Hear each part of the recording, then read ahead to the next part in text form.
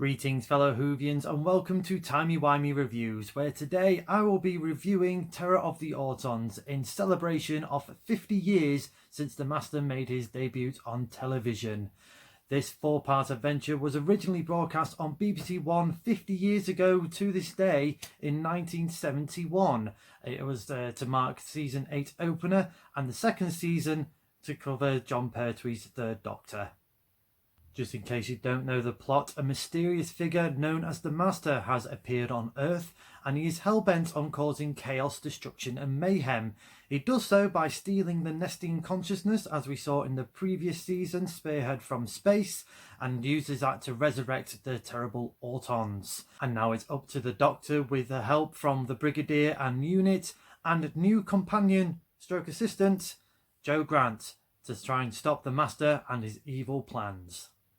So this 4-part adventure pretty much has an introduction to the running theme that we will see throughout season 8 of Doctor Who, with Doctor Who taking inspiration from the Sherlock Holmes novels. We've already got Sherlock, who is the Doctor.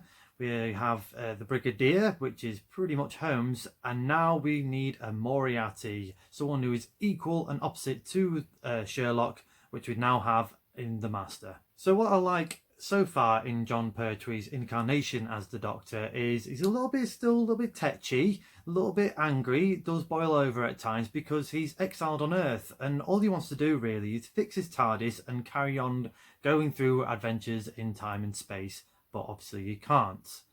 So we're seeing those little bits of anger, but really he is good-natured. We know that already. He always rights the wrongs and stands up for what he believes in and what is right and good in the world or the universe. However, we have a really good juxtaposition in the form of the Master, who is very suave, very charming, quite nice on the outside, but is pure evil in the inside. Played brilliantly by Roger Delgado here. I liked his first few lines of dialogue where he just basically says, I am known as the Master, and his next line was universally. Just straight away, just showing how strong and dominant this person is and this character is going to be in Doctor Who. We also have the introduction to Jo Grant, played wonderfully by Katie Manning. I like that Jo is very eager to take on this assignment of basically looking after the Doctor, even though she's not his intellectual equal, not very well knowledgeable in the world of science, but has a lot of heart, a lot of guts, will do anything to keep him happy and basically look after him, which we see a lot more in season 8 and beyond. In terms of the story, it's a little bit convoluted at the beginning, with the Master getting some hired goons in the form of the circus owner and his henchmen. I think, looking back on it now, I'll probably get rid of them and just go with the Master taking over the plastics factory. That's when it started to get the ball rolling, really, and get the Autons on screen a little bit quicker than what we see, which I think a little bit in episode 1, a little bit more in episode 2, but built up throughout the 4-part story. In terms of action, though, I think it's pretty good. Pretty much reserved for parts 3 and 4 to this story.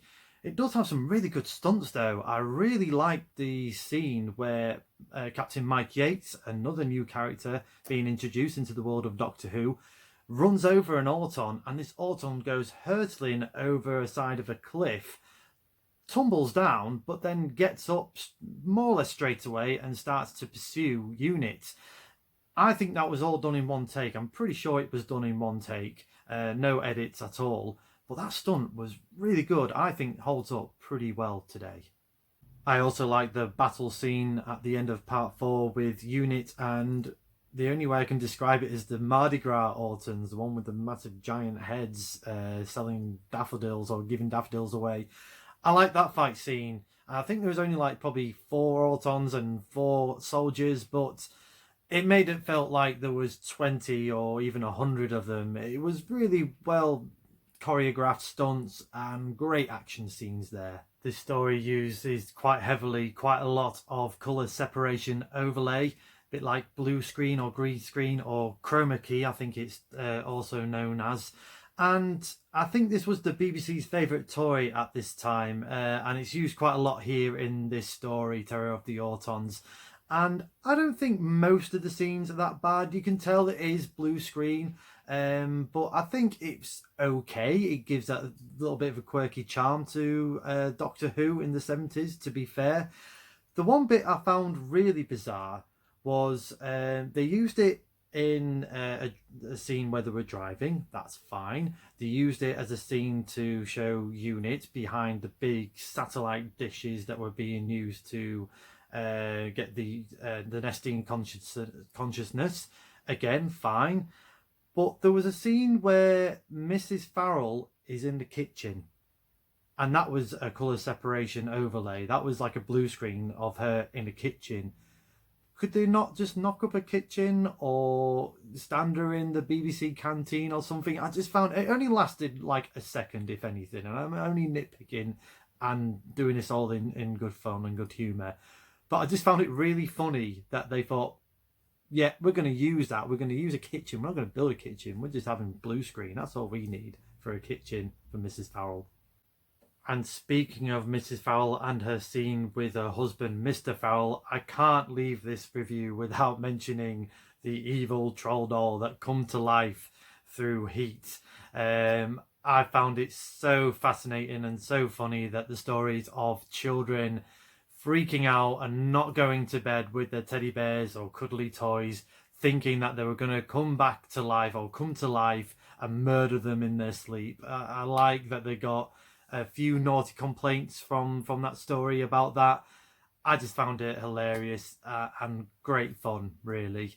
I'm going to give Terror of the Autons a TARDIS rating of 7 out of 10.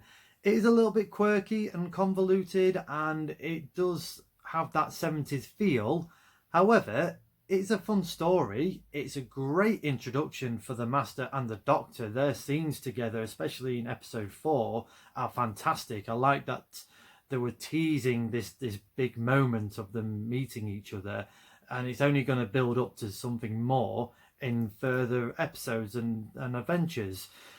I love the stunts, I love the action, the troll doll is great, and again, the CSO is fine. It doesn't bother me. It just adds more charm to the story.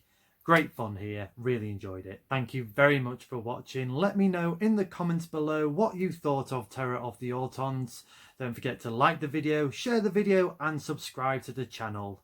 Next time on Timey Wimey Reviews, I'm feeling a little bit peckish after all these videos, so I'm going to try the 11th Doctor's favourite treat, fish fingers and custard. Yum yum. Until then, as a good doctor once says, sometimes I think military intelligence is a contradiction in terms.